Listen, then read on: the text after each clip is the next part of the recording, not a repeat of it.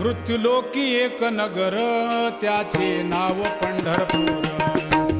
येथील मोकाशी उभा असे विटेवर पुंडलिक भक्तराज शोभे चंद्रभागातील. बोलती साधू संत जीवा वाटे हुरहुर.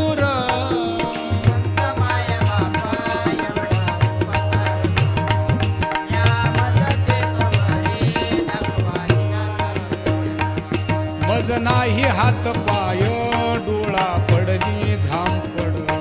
कर्ण हे बधीर झाले वाचा